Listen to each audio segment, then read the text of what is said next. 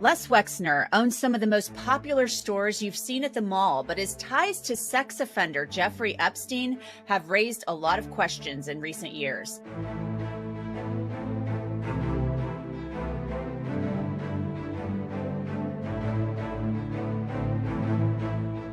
I'm Anjanette Levy, and welcome to this latest edition of Law and Crime Sidebar Podcast. This new documentary has just come out on Hulu, and it looks really interesting. Les Wexner is from Columbus, Ohio. He is a billionaire, and he owns a lot of big brands. He owns Victoria's Secret. He used to own The Limited, Abercrombie and Fitch, a lot of these stores that we've all done some shopping at over the years. Welcome back. His name became famous when Jeffrey Epstein became famous, and that is not a good thing, considering Epstein became most famous for being a serial rapist and pedophile. Jordan, first of all, explain to us this octopus of the ties between Jeffrey Epstein and Victoria's Secret. It wasn't just, Les Wexner and the money. Correct. So Les Wexner and Jeffrey Epstein, they were long confidants. Even at one point, Epstein was his power of attorney. But in addition to that, Epstein would help recruit models for Victoria's Secret fashion show, which obviously is one of their key mark things to do. So there's that connection between the models and then also the business. And so what we looked at is, what does it mean for Victoria's Secret to be aligned with Epstein at one point, and what does it mean for them moving forward?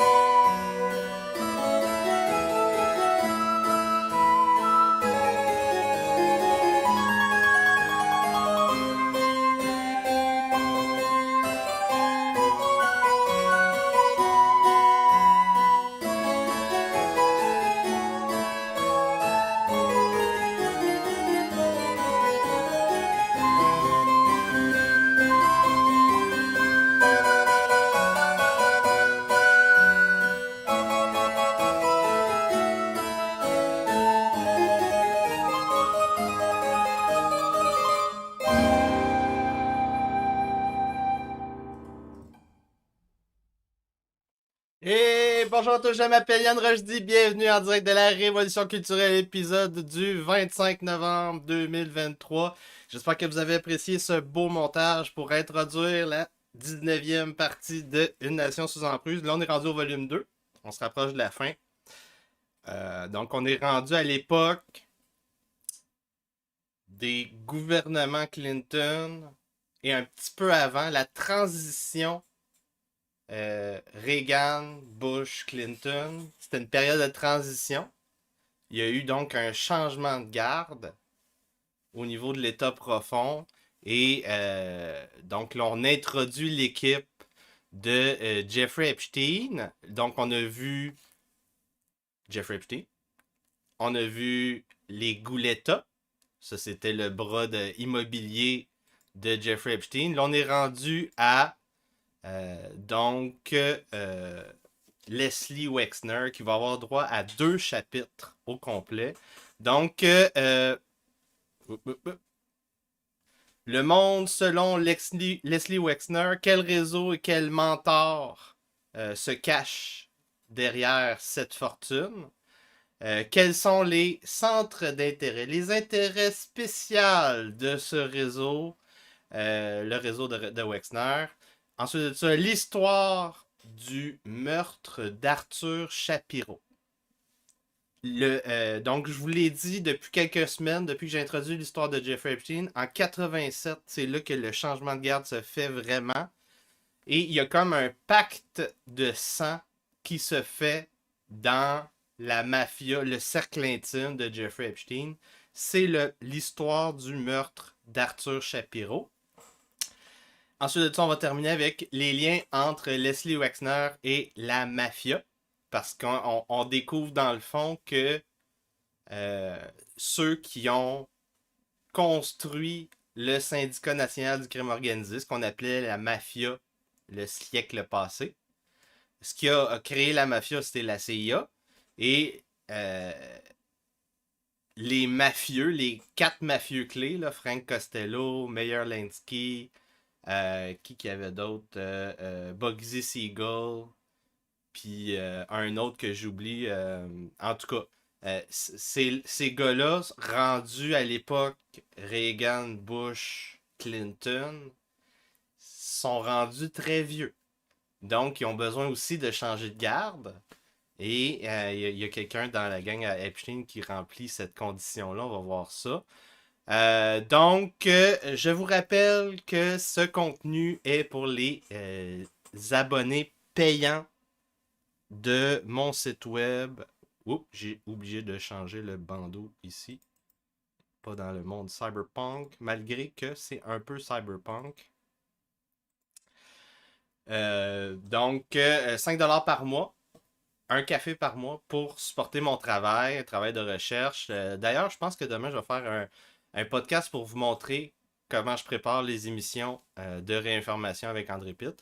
Donc, je vous rappelle aussi que donc j'étais censé faire mon épicerie mercredi, mais j'ai pas eu assez de dons. Finalement, j'ai pas eu mon virement de Google, probablement à cause de l'action de grâce. Donc, j'ai pas de fruits depuis 3 jours.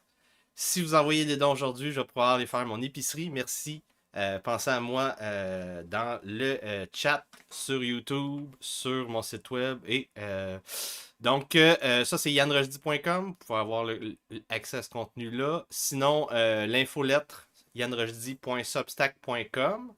J'ai eu un nouvel abonné qui souhaite rester anonyme. Il y en a beaucoup des abonnés qui sont anonymes. Écrivez-le. Par exemple, vous pouvez faire un virement Interact, dire garde mon nom anonyme. Vous pouvez faire de la pub pour quelqu'un, pour une entreprise, peu importe. Vous pouvez passer des messages, poser des questions. Je vais y répondre dans mes vidéos.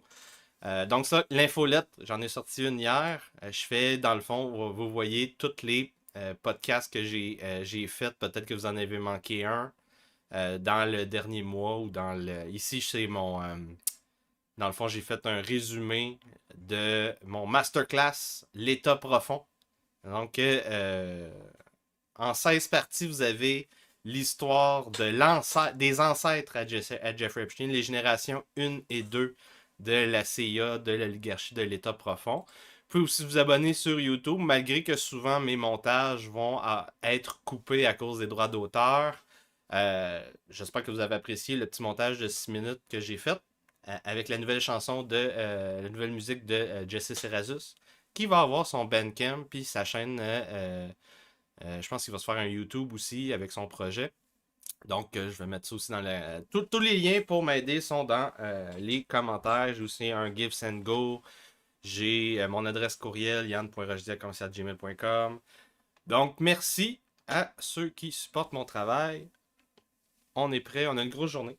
On a une grosse journée parce que c'est quand même intéressant. Rendu ici, je peux être pas mal certain que j'ai compris comment que le système fonctionne. Je l'appelle la néo-Babylonie. Donc, c'est comment l'oligarchie continentale européenne a, avec les sionistes, infiltré les États-Unis, fait des États-Unis non plus une république, mais une méga corporation qu'on peut acheter pour provoquer des guerres. C'est ça maintenant. Les États-Unis, c'est une méga corporation qui construit des conflits aux quatre coins de la planète. C'est rendu et ils vendent ces guerres-là avec le seul outil, le seul avantage concurrentiel que les États-Unis possèdent encore, c'est-à-dire leurs firmes de relations publiques, Hollywood, Silicon Valley, les médias mainstream, les universités. Donc, partout, on vend des guerres et c'est nous autres qui font ça. On est vraiment cons. Donc, Néo-Babylone, on vend des guerres. Pour vendre les guerres, il faut posséder les politiciens, les lobbyistes, les universitaires, les courtisans, les wigs, les perruques. Et tu les corromps avec de l'argent magique, avec des allocations, avec de la drogue, avec des femmes, des enfants, trafic sexuel et Disney. Le complexe des princesses Disney. Et là, tout s'imbrique là-dedans. Là, tu détruis la famille, ça t'a un stock de ressources, des femmes, des enfants. tu les utilises pour continuer le cercle d'argent magique, puis de création de guerre, création monétaire. Et c'est hallucinant. Donc, les Usual Suspects, je l'ai dit, Epstein, Maxwell, père et fille, les Gouletta, Leslie Wexner. Donc là, on est rendu à Leslie Wexner. Dans les précédents chapitres, on a parlé d'oligarques, d'agences de renseignement, de sionistes. Mais on n'a pas beaucoup parlé de mafia. Aujourd'hui, on va en parler un petit peu plus. Mafia, Victoria's Secret, c'est lié. Donc, sous-chapitre 13.1, joindre le club. Qui est Leslie Wexner? C'est un fils d'immigrants russes, Harry et Bella Wexner, arrivés en 1937 à Dayton, en Ohio. Ils ont bougé, déménagé à Columbus pour gérer une shop, une petite shop qu'ils ont appelée Leslie's, le nom de leur fils. C'était donc des petits bourgeois avec un budget serré, mais assez pour envoyer leur enfant dans une école privée. L'école de suburbaine de la région, Bexley School. Il a été à Ohio State University, quand même une bonne université. Gradué en 1959. Ensuite de ça, il a gradué en administration de la business, à Business Administration, mais il voulait être architecte à la base. Ensuite de ça, il a été dans la garde nationale, dans l'armée de l'air. Il s'est essayé dans le droit, mais à cause de... sa famille avait probablement besoin de son aide pour gérer la business. Donc, il est retourné dans son patelin, travailler à la shop.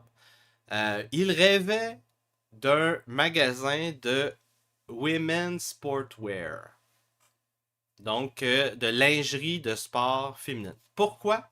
Parce que en fait, en revenant de l'université, le gars, il regarde la business de ses parents et il voit que la plus grosse marge dans les produits qu'ils vendent, c'est les women's sportswear. Donc, probablement les brassières de sport, les collants. Donc, il décide que c'est ça qu'il devrait juste vendre de ça, faire des boutiques juste de ça pour maximiser son profit. Ses parents sont pas d'accord. En 63, il emprunte de l'argent à sa tante, Ida, pour ouvrir son premier magasin à 26 ans dans un centre d'achat, son magasin de Limited. Ses clients cibles, c'est quoi?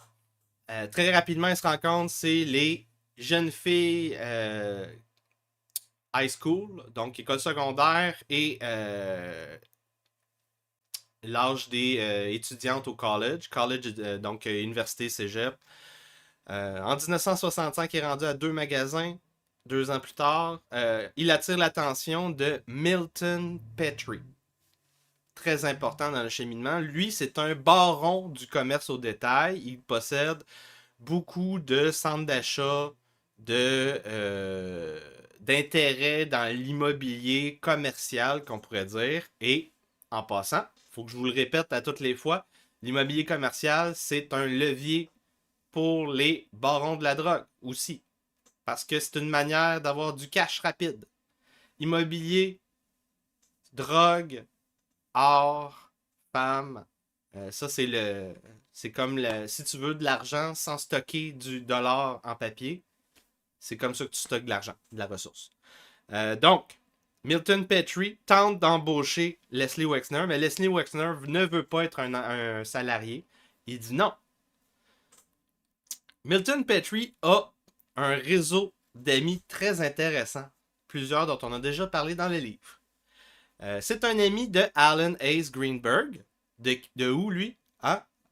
Bear Stearns et Jeffrey Epstein. Donc, c'est un réseau, qu'on va dire, intermédiaire. C'est souvent des middlemen qui permettent à Jeffrey Epstein d'avoir des clients. Ensuite de ça, qui connaît aussi Milton Petrie? Lawrence Tisch, chairman et CEO de Lowe's Corporation et donc de CBS, la chaîne de nouvelles. chaîne de télé. Milton Petrie est aussi ami et collègue et partenaire d'affaires d'Adolph Alfred Taubman, dont j'ai déjà parlé dans plusieurs chapitres. C'est un des mentors de Leslie Wexner. Ah! Donc, Milton Petrie tente d'embaucher comme salarié, comme comme mercenaire ou comme paysan Leslie Wexner.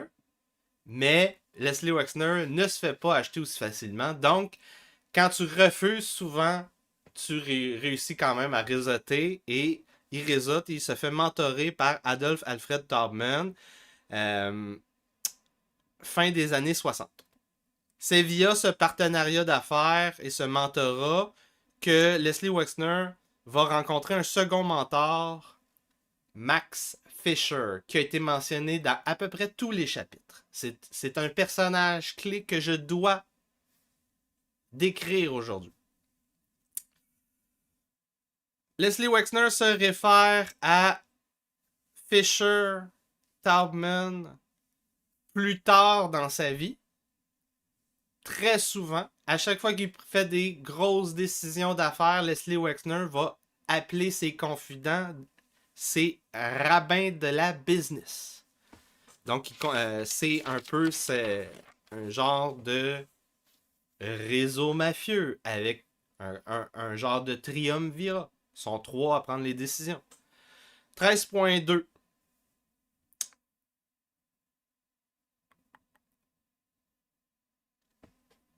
Je vous présente Max Fisher.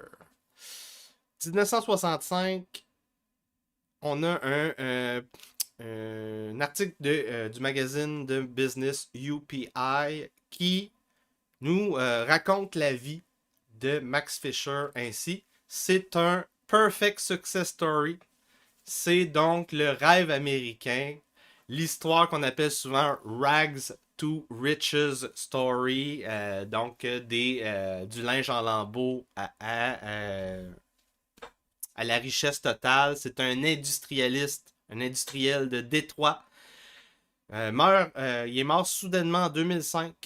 C'était l'étoile des médias, un ami proche de George Romney, le père de Mitt, ancien gouverneur du Michigan, patricien de Détroit, selon l'article de 92 Quiet Diplomat.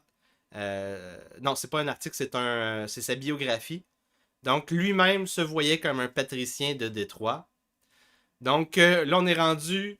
On découvre un autre mafia dans un autre état. Un peu comme si cette création de la mafia et de la convergence avec les agences de renseignement et les familles oligarques s'est opérée régionalement de manière indépendante. À travers le livre, ce qu'on a vu, c'est plusieurs chronologies. Donc, on a vu l'histoire de qu'est-ce qui est arrivé en Ohio, en Arkansas, à la côte Est, en Floride, au Texas, en Californie, Nebraska. À toutes les fois qu'on fait l'histoire du début d'un de ces réseaux-là qui a convergé vers le réseau centralisé vers Epstein, à toutes les fois, ça remonte à un état précisément avec une mafia qui a rencontré les mafieux. Donc,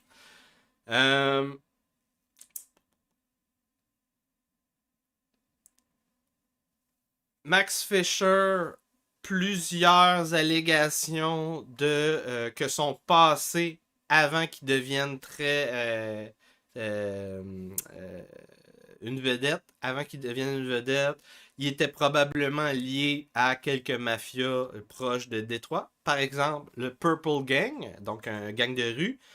Il a été aussi partenaire d'affaires de Charles Bronfman, qui a eu son chapitre à lui, chapitre 2. Ensuite de ça, partenaire d'affaires, collègue de Charles et Herbert Allen, de Allen & Company, aussi mentionné dans ce livre, et aussi partenaire d'affaires de Leslie Wexner, c'était son mentor. Après son passage de l'université Max Fisher rentre dans la business du pétrole, oil business. Il achète une petite compagnie, il consolide ça avec d'autres intérêts, il crée Marathon Oil, 100 barils par jour. Et de cette petite business-là, quelques années plus tard, il va devenir General Chairman de United Jewish Appeal. Vous l'avez pas vu venir celle-là, hein? Un autre sioniste, un autre Jews qui, dans l'entourage de Jeffrey Epstein. En plus de ça, de United Jewish Appeal, il est un des meilleurs financiers du gouverneur George Romney. Donc, il faisait des levées de fonds. Comme Bronfman, Max Fisher va utiliser ses contacts en politique qui sont capables de voir venir des événements, prévenir par exemple des chocs financiers pour faire des décisions commerciales qui vont à l'encontre du marché et qui vont leur profiter. Un exemple, pourquoi je parle de Bronfman?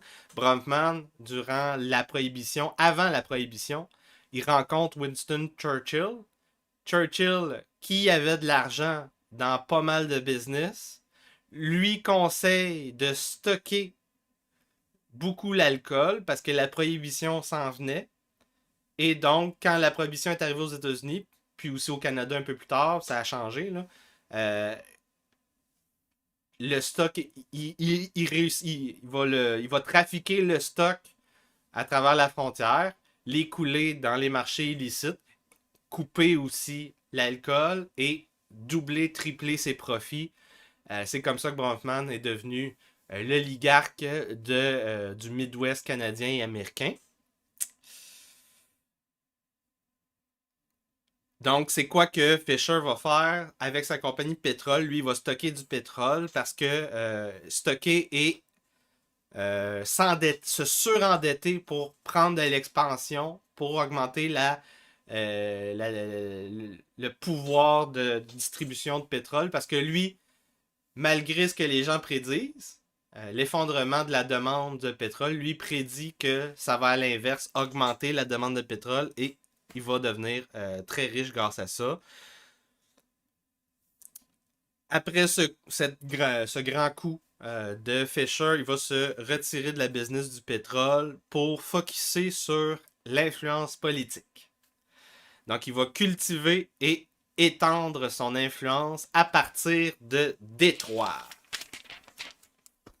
Il va être sur le board du Detroit Economic Club, sur le board de Detroit, le Board of Commerce de Détroit, Detroit Metropolitan Building Fund, vice-président de l'hôpital de Sinai et du deuxième plus gros hôpital de l'entourage de Détroit, Greater Detroit Hospital Council, directeur de l'Orchestre symphonique de Détroit, directeur de l'Institut des arts de Détroit et un baron de l'immobilier, développement immobilier de la région de Détroit.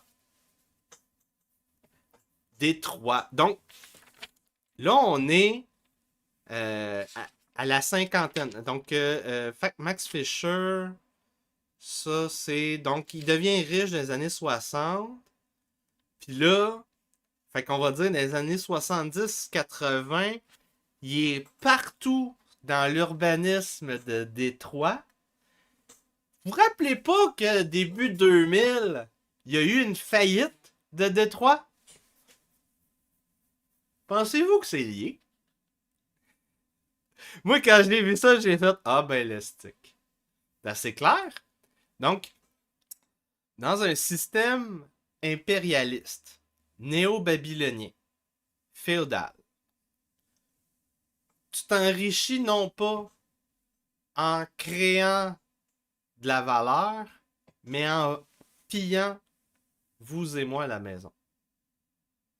Comment tu fais ça? Tu dis que tu vas sauver la pauvreté. Tu vas construire de l'urbanisme, des logements subventionnés, des espaces habitables, tu vas développer blablabla. Tu suces les subventions du gouvernement, les crédits d'impôt.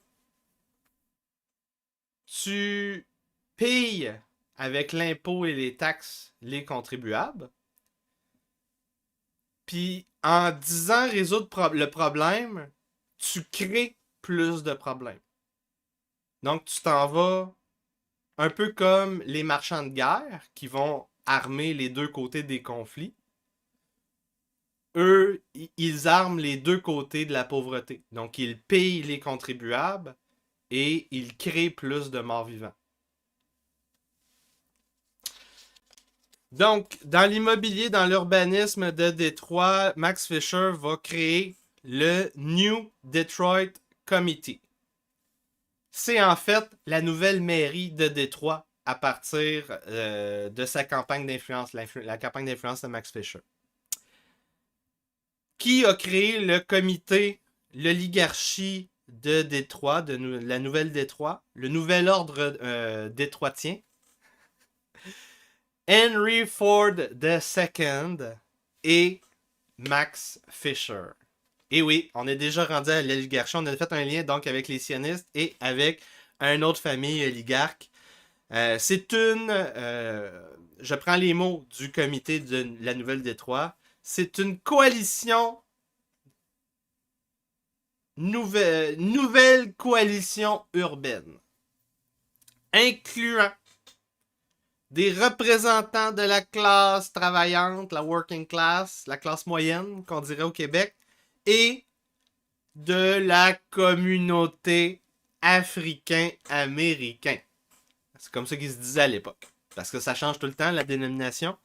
Donc, le New Detroit Committee, avec ce qu'on peut comprendre, c'est, dans le fond, on a privatisé la mairie de Détroit, un new political apparatus pour piller la classe moyenne, la working class, et créer des hordes de morts-vivants. Ensuite de tout ça, quand tout s'effondre, la ville part en faillite, la population fuit, et les oligarques peuvent reconstruire la ville. C'est le modèle d'affaires Robocop, c'est comme ça que je l'ai souvent appelé. Comment, parce que c'est les films, l'histoire des films Robocop, c'est ça. Comment utiliser la gauche pour invoquer une horde de morts-vivants et détruire une ville tout en enrichissant les oligarques. Mode d'emploi 101. Donc, ce qu'on voit à San Francisco en 2023, ce n'est pas le projet pilote. C'est l'application du bêta Baltimore-Détroit. Parce que c'est pas mal les deux villes qui ont été façonnées par cette politique des magiciens et sorciers invoquant des hordes de morts-vivants. Détroit et Baltimore et quelques autres villes, mais c'est surtout des villes démocrates. Hein? C'est eux qui ont, à tous les coups, avec des populations à densité d'Afro-Américains très élevée, c'est eux qui ont été les bêta-testeurs de cette politique urbaniste. Page 75. Le comité travaillait pour installer un New Political Apparatus où les oligarques derrière la Nouvelle-Détroit allaient enlister, allaient sous-traiter les services à des conseillers, des advocates, des activistes radicaux, des activistes promouvant le pouvoir noir et le contrôle communautaire. Qu'est-ce que diraient les complotistes du grand remplacement, les métapolitains? Ils diraient le multiculturalisme. Ah, le multiculturalisme! Retournez chez vous, châle musulman! Je sais pas si vous voyez qui j'imite présentement. Donc, ces activistes qui promouvoient le contrôle communautaire, en plus d'infiltrer les bureaucraties syndicales et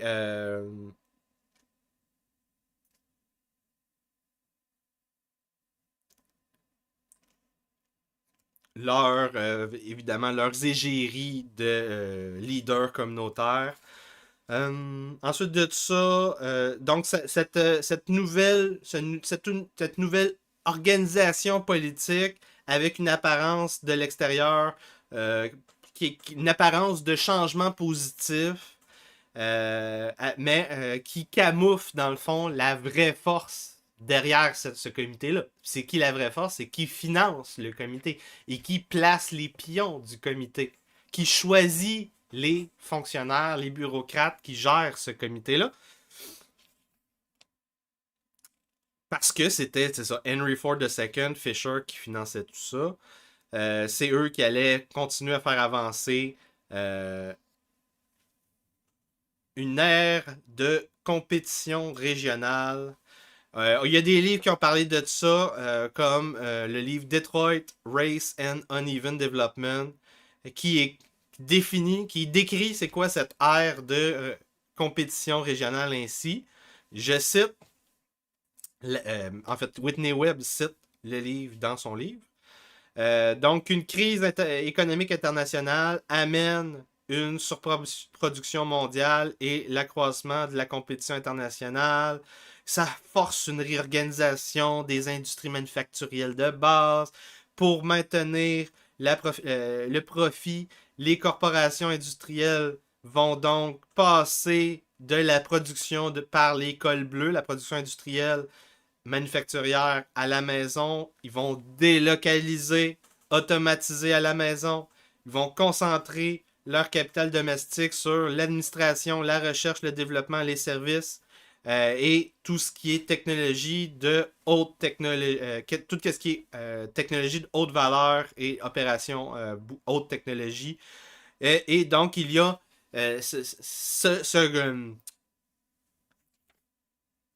cette nouvelle organisation politique, le comité de Détroit vend la désindustrialisation de Détroit et donc ils ont fait croire aux gens qu'il était possible de shifter une économie nationale de quelque chose de balancé primaire, secondaire, tertiaire. Primaire, c'est l'exploitation des ressources. Secondaire, c'est la transformation des ressources. Tertiaire, c'est les services, les valeurs ajoutées, développement, recherche, tout ça. Puis là, eux autres, dans leur tête, en shiftant le secondaire, plus du secondaire, seulement du tertiaire, puis un peu de primaire. Ici au Canada, on a beaucoup de ressources naturelles. On est beaucoup avantagés, mais en Europe, c'est plus la même chose. Mais vous voyez donc, ils ont fait croire au monde que c'était possible de faire ça, puis qu'il n'allait rien se passer. Il n'allait rien se passer. Donc, c'est comme ça que les oligarques ont recréé le féodalisme avec de l'argent magique. Max Fisher est donc un des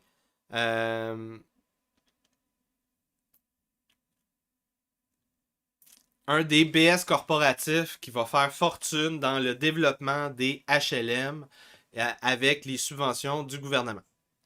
Donc, des projets comme le Detroit Renaissance Center, un projet de 337 millions de dollars, un grand éléphant blanc, un peu comme l'amphithéâtre de Québec, Centre Vidéotron. C'est un projet de 7 gratte-ciels interconnectés à Détroit. Un autre projet où Max Fisher et sa clique ont empoché beaucoup d'argent des contribuables. Le Riverside West, des condos luxueux, 2 buildings de 29 étages. Souvent, dans le développement immobilier en question, il y a Alfred Taubman et d'autres gens comme Henry Ford II. Donc, on a le comité de New Detroit qui vend la désindustrialisation et un nouvel urbanisme. Et c'est eux-mêmes qui empochent les subventions du gouvernement pour financer l'urbanisme. Ils sont intelligents, hein? Ces projets ont détruit les quartiers industriels pour remplacer ces quartiers par des condos pour bobos urbains éduqués, des HLM subventionnés, les deux par l'impôt des contribuables et qui a provoqué l'effondrement de Détroit 20 ans plus tard. Max Fisher était un républicain et connaissait Eisenhower, Nixon, Ford, les 3 présidents, il les connaissait personnellement. Il a proposé son aide comme liaison avec l'État d'Israël pour résoudre des crises diplomatiques. Haha! Vous vous demandez si on allait encore parler de Jews sionistes. On n'arrête pas. On n'arrête pas aujourd'hui parce qu'on est déjà rendu à 2-3 mentions. Donc, Max Fisher, lobbyiste israélien pour de l'aide militaire et pour favoriser les objectifs politiques d'Israël. On a un lien direct avec l'actualité. Il y a une crise, hein, me semble, en Israël de ce temps-ci. Donc, on a un lien direct avec l'actualité. Max Fisher a été décrit comme, par certaines personnes comme étant une force dirigeante, une driving force derrière l'administration Nixon dans l'opération de trafic d'armes vers Israël durant la guerre du Yom Kippour de 1973. C'est lui qui a construit l'opération. Un autre exemple, durant cette période, en 1975, Max Fisher a fourni ses services à l'administration Ford pour gérer une opération diplomatique, réconciliation entre les Américains et les Israéliens suivant le fait que Gerald Ford était en train de dire aux Israéliens qu'il allait retirer de l'aide militaire. Donc, c'est lui qui a empêché l'administration Ford de retirer l'aide militaire à Israël en 1975. Un politicien israélien qui s'appelle Salai Meridor, qui servait comme chairman de l'agence juive Jewish Agency, va se référer à Fisher comme étant le prime mover in canvassing support for Israel during the wars of 67 and 73, as well as the most prominent leadership figure in mobilizing identification with and support for the state of Israel in world Jewry and the United States in particular. Donc, un politicien israélien qui explique que Fisher, très central durant les guerres de 67-73 et durant la mobilisation à tous les coups de l'identité juive aux 4 coins de la planète pour supporter l'État d'Israël, surtout aux États-Unis. Max Fisher est très important dans l'oligarchie sioniste mondiale. C'est ça que vous devez comprendre de cette biographie rapide. Nous venons donc de faire de comprendre quelque chose. À partir de là, maintenant, ce chapitre-là, le chapitre 13, on a à peu près 4 grandes familles qui sont à la base de l'infiltration de l'Empire américain durant les 2 guerres mondiales et qui ont coopté une série de barons régionaux des États-Unis, donc des familles secondaires dans d'autres États. Donc, les Rothschild, les Rockefeller, les Ford, les Bronfman, à partir de leur centre d'opération, ont investi, infiltré toutes les mafias régionales américaines entre les 2 guerres mondiales et en 80, ont réussi à prendre le pouvoir, à occuper le siège exécutif de l'Empire américain pour en faire une méga corporation en 80 avec la présidence de Ronald Reagan. Chapitre 13.3 de United Brands à United Jewish Appeal. Donc, de 1950 à 1975, Max Fisher fait de l'immobilier et du pétrole. Max Fisher, en 1975, devient chairman de United Brands. J'en ai déjà parlé de United Brands. C'est une entreprise majeure. c'est équivalent à la société des Indes orientales. Là. Les Indes... ouais, la société des Indes... East Indian Company. C'est ça. La East Indian Company, qui était dans le fond l'organe de colonisation de l'Empire anglo-saxon durant à peu près 18-19e siècle. Donc, United Brands, c'est ce qu'on appelle vulgairement, grossièrement, dans le jargon de notre langue québécoise, la République de banane. Donc, ce qu'on appelle le système de plantation, de colonisation East Indian Company ou République de banane, c'est la compagnie United Brands, donc en Amérique centrale, Amérique du Sud. Donc, Max Fisher devient chairman de 175. Intéressant. Donc, après sa transition vers l'influence, il commence à gravir les échelons des mafias sionistes juives mondiales, de l'oligarchie sioniste mondiale. Et donc, il rentre à United Brands. Alfred Taubman, qui est un de ses qui est son collègue, les deux sont mentors de Leslie Wexner, va aussi suivre comme directeur de la compagnie United Brands un peu plus tard. J'ai parlé dans plusieurs podcasts précédents, chapitre 3 notamment, du passé connecté entre United Brands et la CIA. Par exemple, en 1954, United Brands a participé au putsch de la CIA contre le gouvernement du Guatemala. En 1961, United Brands a participé à l'invasion de la baie des Cochons. United Brands, représenté par la firme d'avocats Sullivan & Cromwell, anciennement dirigé par les Dulles Brothers, donc ceux les agents de OSS qui ont fondé la CIA, chapitre 1, qui était aussi chez Sullivan & Cromwell, G. Peter Grace, chapitre 10, le scandale Americare's Covenant House pour le trafic d'enfants de la CIA, qui était aussi chez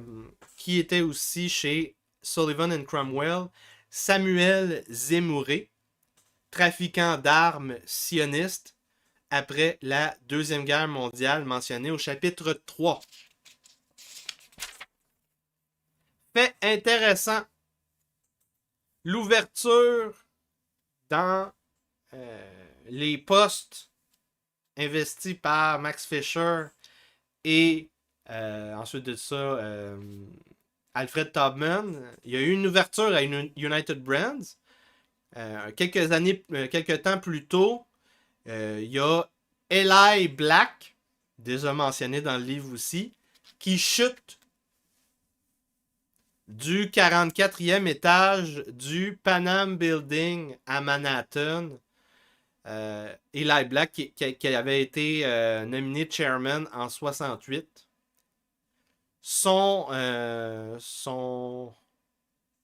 mort a été jugée comme étant un suicide.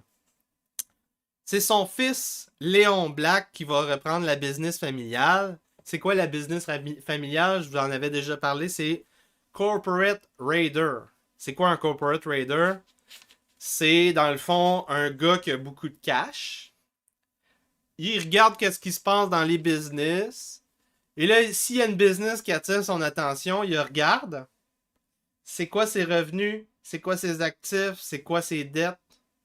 C'est quoi son passif? Puis là, il va faire un calcul.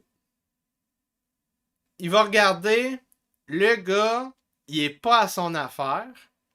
Il n'a pas maximisé sa croissance possible. Donc, je vais essayer de faire une offre d'achat hostile. Je vais essayer de prendre la compagnie dans son dos. Peu importe, là, je vais acheter des actions dans son dos. Peu importe. Je vais faire quelque chose pour prendre possession de sa compagnie. Et là, après ça, il va endetter la compagnie. Et là, quand la compagnie fait faillite, il la réorganise. il vend ce qui est profitable et il fait faillite sur le reste. Et là, il fait de l'argent donc à toutes les fois, à toutes les étapes de ce cycle d'affaires. C'est ça un raider. C'est du parasitage, mais c'est une manière pour le système capitaliste, s'il était libéral, là, si le raider n'était pas protégé par la CIA et la mafia, ça serait correct, là.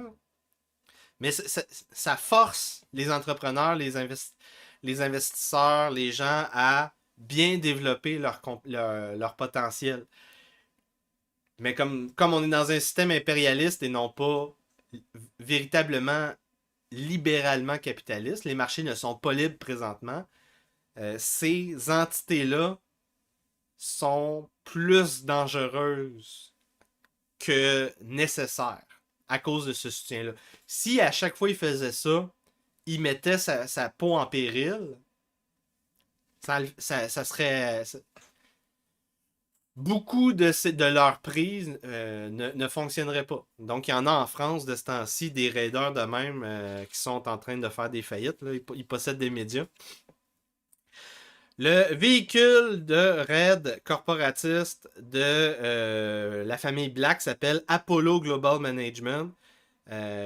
Et évidemment, cette gang-là, ce sont des proches associés de Jeffrey Epstein, fondateur. Jeffrey Epstein, qui est aussi sur la fondation de Léon Black. On parle des fondations, l'importance des fondations la semaine prochaine. En 78, Max Fisher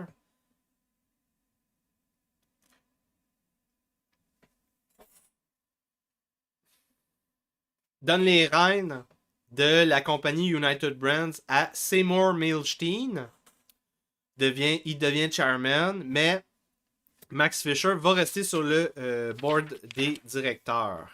En 77, Max Fisher, Alfred Taubman, Henry Ford II et Charles Herbert Allen de Allen Company, donc la gang du comité de la Nouvelle-Détroit et plein d'autres oligarques vont acheter, là ça devrait vous faire titer votre oreille, cette gang d'oligarques vont acheter le ranch Irvine Ranch, situé dans Orange County, en Californie. Ils vont faire un trust qui va être les propriétaires de ce ranch-là, la Irvine Company. Un autre membre du board de l'exécutif de United Brands qui s'appelle Howard Margulies va être sur le board de Irvine Company. Il va investir lui aussi.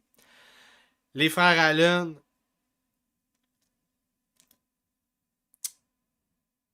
donc sont interreliés.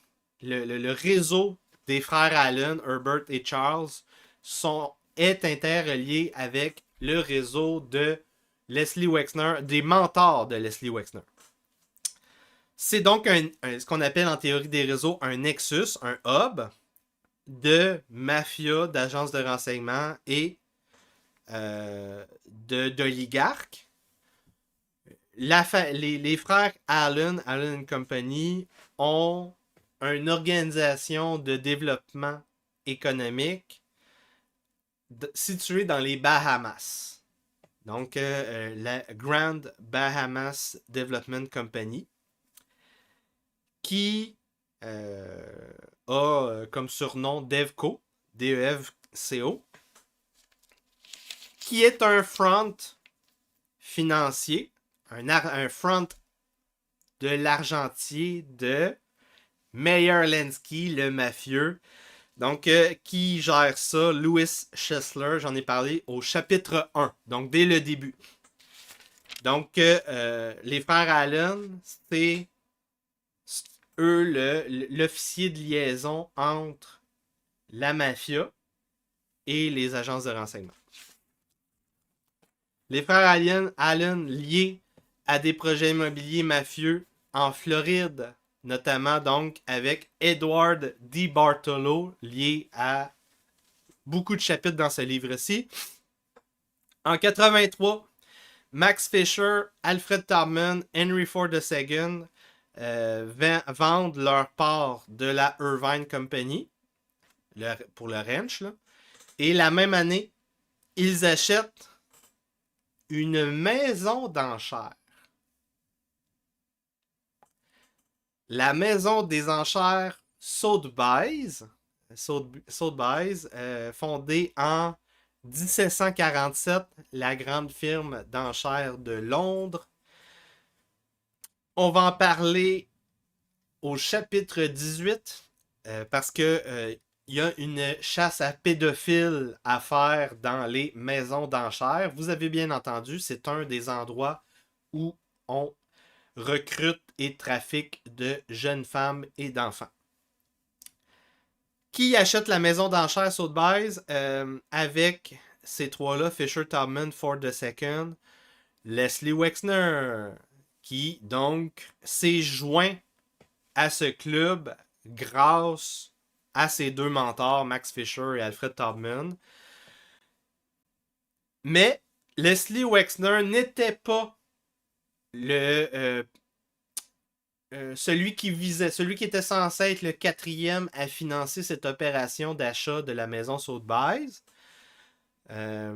Parce qu'en fait, la maison Sotheby's était sur le bord de la faillite. Donc, ils ont suracheté cette maison-là, 180 millions de dollars. Wexner a remplacé l'argentier David H. Murdoch, qui était de Occidental Petroleum. Ça devrait vous faire tilter encore. C'est un ami proche de Harmon Hammer, mentionné aussi dans le livre précédemment. David H. Murdoch qui a participé au deal de Penn Central avec Enron. Il était présent au Nebraska. Il était dans l'entourage du pédocriminel trafiquant des enfants Larry King. Donc David H. Murdoch était déjà dans la CIA privée des pédocriminels. Tous les réseaux derrière le vrai président des États-Unis sous Ronald Reagan, William Bill Casey. Donc, Leslie Wexner a remplacé ce gars-là. Ça, c'est le New York Times qui a révélé ça dans un article. La maison Sotheby's a eu, après le rachat, une croissance exceptionnelle. Dès le début 1990, on a des soupçons de méthodologie de business douteuse. Donc, début 2000, une enquête du gouvernement, enquête sur la conspiration de prix arrangés avec d'autres maisons d'enchères. La deuxième en Angleterre, c'est la Christie's Auction House. Donc des rumeurs de splittage de business, de fixer le prix des commissions. Alfred Taubman, le premier mentor de Max Fisher, et Diana D. Brooks vont tomber sous enquête, vont être accusés. Il va y avoir donc un scandale média de manipulation des enchères. Ils vont être reconnus coupables. 3 ans de probation pour Diana D. Brooks. Et Alfred Taubman va être en prison médicale. Oh, pauvre petite pute! Donc, pour avoir sa peine, Alfred Taubman a eu des lettres de recommandation. Une des lettres pour influencer la peine a été signée par Leslie Wexner. Il disait, c'est la meilleure personne que je connaisse. Il mérite pas d'aller dans la pauvre prison, le pauvre petit pute. Et alors, je fais un petit teaser pour le chapitre 18.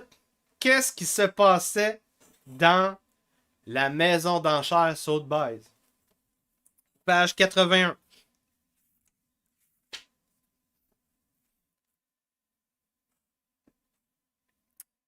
Avant l'arrestation de Taubman, Ghislaine Maxwell était une visiteuse régulière aux 2 maisons d'enchères Sotheby's et Christie's.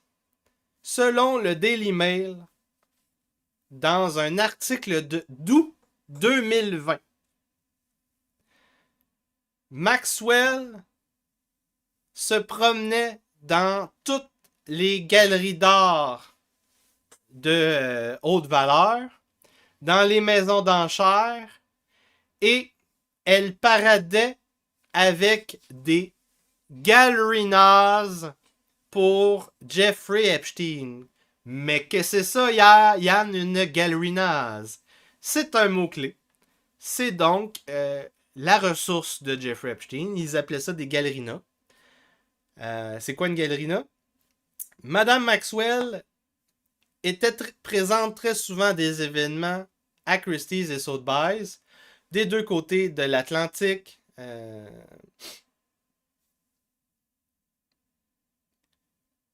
Un ami de Maxwell a été cité dans l'article de Daily Mail disant, Maxwell, elle se promenait dans toutes les ouvertures de galeries d'art. Elle était une présence familière aux maisons d'enchères, aux parties de Christie's et Sotheby's. Le monde de l'art était rempli de belles jeunes femmes et plusieurs d'entre elles très jeunes et très fauchées financièrement. Vous la verriez partout, très souvent, avec des jolies blondes qui la suivaient.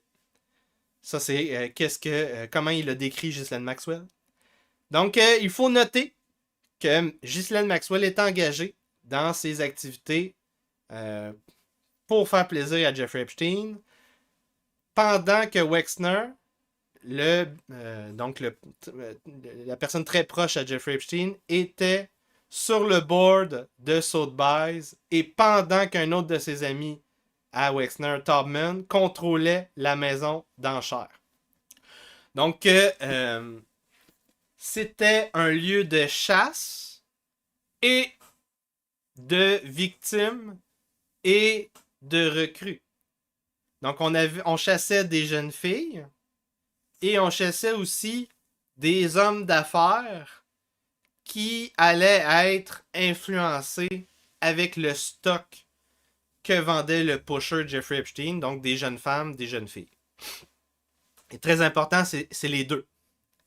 C'est des jeunes femmes, puis après ça, si tu acceptes la jeune femme dans la vingtaine, il va s'essayer 18 ans. Si tu acceptes la 18 ans, il va s'essayer 17 ans. Si tu acceptes la 17 ans et c'est filmé, il est trop tard. Donc, il va... c'est comme ça que ça marche. T'as raté ta shot. En 1984, Max Fisher vend toutes ses actions United Brands à un certain Carl Lindner Jr., un businessman de Cincinnati, et sa business s'appelle American Financial Corporation. En février 84, Carl Lindner Jr. va prendre contrôle de United Brands et la compagnie va changer de nom. Le nom actuel s'appelle Chiquita Brands International. Carl Lindner Jr. est présent dans le scandale Iran-Contra BCCI. C'est un des liaisons d'Oliver North. Donc, Iran-Contra, ça commence début Reagan, 80. Oliver North, rendu 83-84, c'est lui qui va prendre contrôle de l'opération à peu près à 100%. Carl Lindner Jr. va être mentionné 2 fois dans les carnets d'opération de Oliver North. Une fois pour du trafic d'armes Iran-Contra et une autre fois pour du trafic de drogue pour faire rentrer la cocaïne aux États-Unis via la Floride avec l'aide du grand argentier mafieux de la CIA, Paul Helliwell, mentionné dès le chapitre 1. pendant ce temps, Max Fisher est très près de Ronald Reagan, le faux président de 80-88. Il va faire des levées de fonds pour sa réélection en 84, Max Fisher.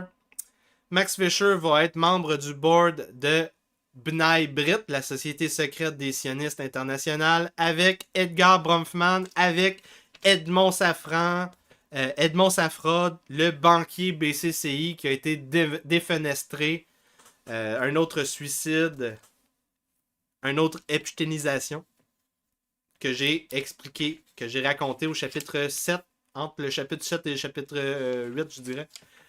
Dans les années 80, Max Fisher va être un cover pour les opérations clandestines de migration de masse vers Israël. Donc des opérations, par exemple l'opération Moses en 84, l'opération Solomon en 91.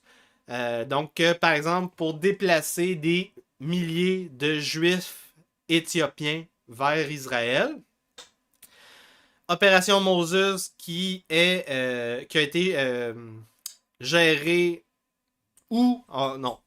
Opération Moses où a été impliqué George H.W. Bush, le vice-président, le handler de Ronald Reagan durant les années 80.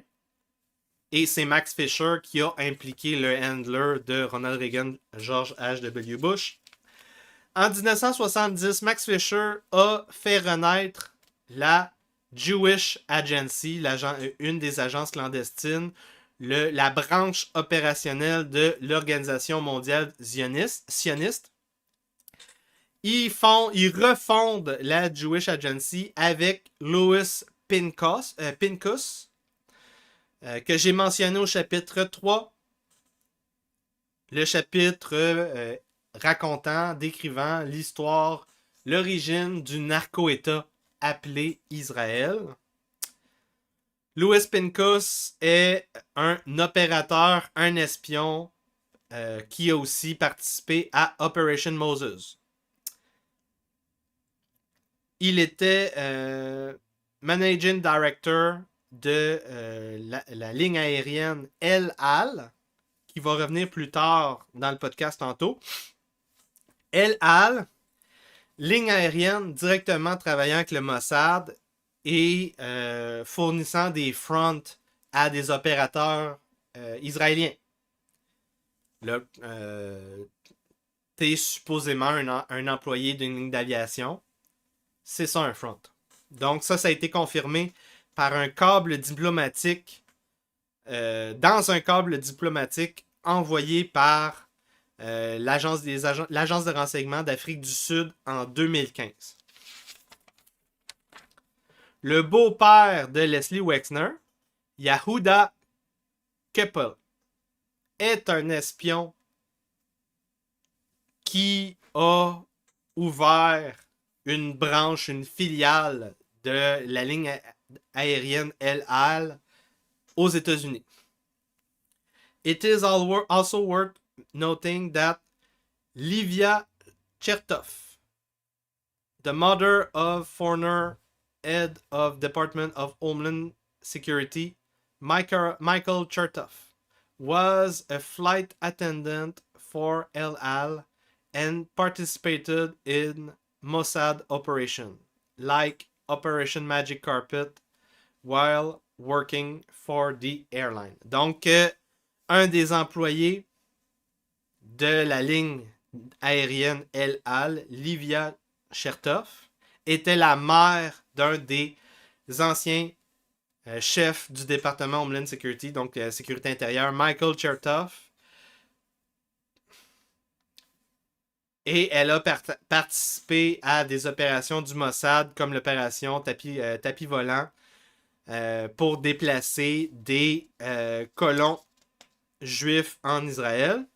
Michael Chertoff va devenir plus tard intimement impliqué dans une compagnie orwellienne du dernier chapitre du livre. Une compagnie qui a été fondée par Jeffrey Epstein et l'ancien premier ministre israélien Ehud Barak, nommée Carbine 9/11. Juste le nom Je ne suis pas encore rendu là. Il me reste à peu près 75 pages à lire. Je crois que c'est l'entreprise qui a financé et organisé le 11 septembre. Mais je suis pas certain. C'est mon hypothèse. Donc, Michael Chertoff, impliqué dans la compagnie fondée par Epstein et Ehud Barak, Corbijn 9/11. Cette compagnie va être remplie d'anciens opérateurs du Mossad et d'autres agences du renseignement israéliennes. Et c'est ça, dernier chapitre, chapitre 21. J'ai déjà hâte de lire. Fait que Max Fisher, le mentor de Leslie Wexner, est lié aux agences de renseignement israéliennes sionistes, à la mafia sioniste israélienne, aux oligarques sionistes israéliennes, à la Jewish Agency, à la United Jewish Appeal, à United Israel Appeal, United Brand. Lui est partout. Leslie Wexner, c'est le top opérateur pour occuper le territoire occidental nord-américain pour le compte de l'oligarchie sioniste mondiale. C'est ça que ça veut dire. Et si on focus notre attention sur United Jewish Appeal, United Israel Appeal, ces agences-là, ces réseaux-là, c'est la base pour le réseau de fondations et de philanthropie de Leslie Wexner durant les années 80. Et c'est ce dont on va parler la semaine prochaine. On va aller voir si j'ai des super chats. Pas de super chat, mais pas mal de commentaires. Je vais aller lire ça tantôt, pas présentement. Je vais aller voir sur mon site web. Qu'est-ce qui se passe? Il n'y a personne sur mon site web. Je vais mettre un petit mute pour me moucher 2 secondes.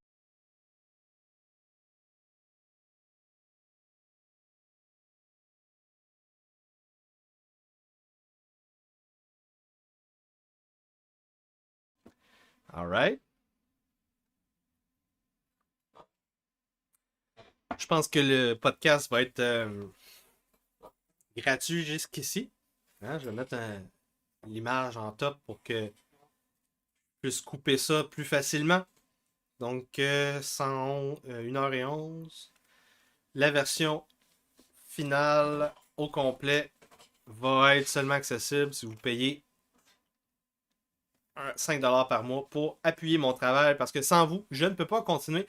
Vous savez que je suis fortement démonétisé présentement. Je suis fortement même censuré. Donc, on a des nouveaux algorithmes pour censurer.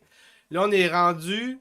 On va permettre l'explosion des partages. Donc, j'ai eu des publications sur Facebook, sur YouTube, avec beaucoup de partages. Mais on stoppe le partage secondaire. Donc, ça veut dire que même si j'ai une publication qui va avoir 20 partages, de ces 20 partages-là, il y a 0 like. Les gens qui partagent mon partage n'ont plus de like. N'ont pas de partage. Donc, après le partage d'origine, on coupe l'algorithme. Les gens ne voient plus la publication. Donc, c'est très difficile de percer.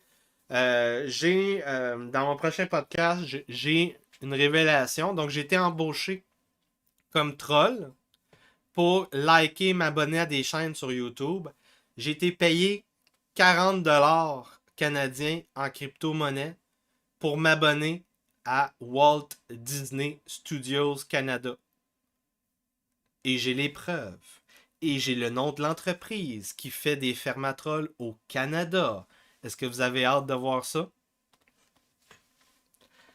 Donc, on est rendu au chapitre 13.4, le